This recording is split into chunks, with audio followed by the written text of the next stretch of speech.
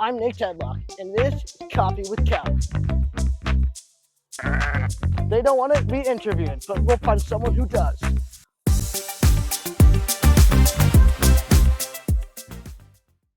Allison, thank you so much for being in this interview. First off, I wanted to ask, tell me more about what you do at CALC. Yeah, so my title is I'm the Education and Policy Manager, so I kind of have two separate jobs. So I focus on education for 4th grade through 12th grade students, and that is mostly bringing students to the farm so they can experience agrivoltaics firsthand.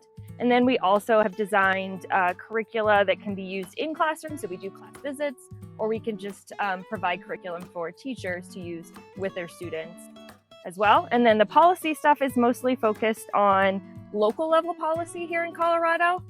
So we look at the solar regulations and if there are any agrivoltaic regulations across Colorado. So we looked at all 64 counties and then talking to local land use planners about how they could think about incentivizing agrivoltaics or just bringing agrivoltaics into their land use code at all. Previously, you talked about a little bit about your education. Is there any previous experience that you learned that allowed you to change how you interact with different people? Yeah, so before I worked at CALC, I was a classroom teacher for 10 years. And so I taught everything from 6th grade science all the way up to 12th graders. I taught AP environmental science. And so I think I took a lot of what I learned in the classroom to here. Obviously, there's a difference between what works in outdoor education and in a classroom, but a lot of those same principles still apply of asking a lot of questions, engaging their senses, hands-on activities, all those things that really bring kids into the content are things that we try to practice out on a daily basis here with students.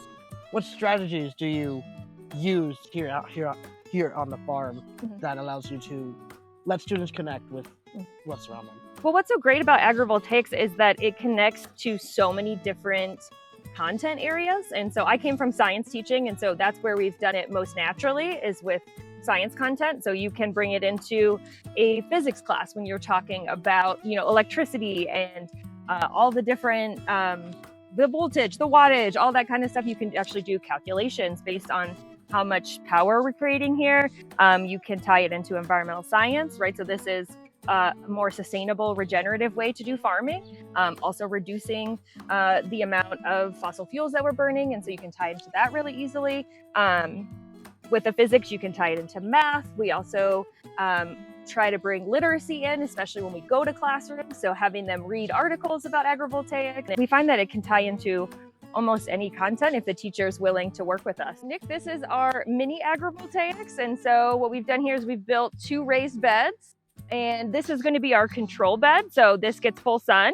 And then the one behind is our experimental bed. So it's receiving some shade from our solar panel on top of it.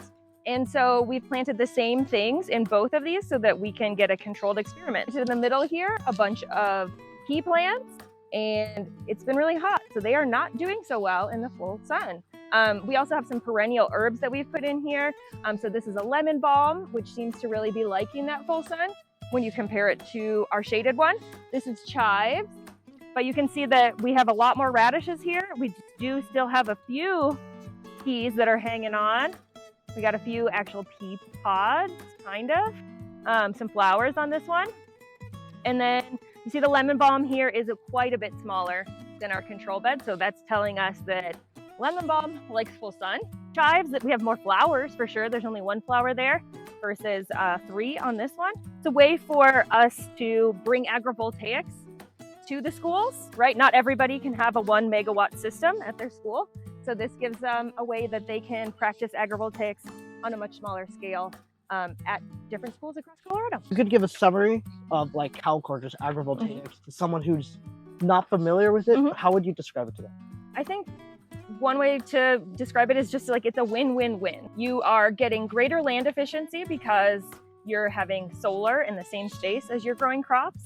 And then not only that, but there's the added benefit of these microclimates. So we are standing mostly in the shade right now, right? Trying to harness that microclimate. And the same thing is true for our plants and animals and the people that work here, is you can find that the shade provides a ton of benefits. It keeps water in the soil longer. It allows plants to photosynthesize longer. It allows our farmers to work longer in the day and stay in the shade and stay cool. You're just seeing all of those benefits on site together with agrivoltaics. Okay, great. Thank you so much. No problem.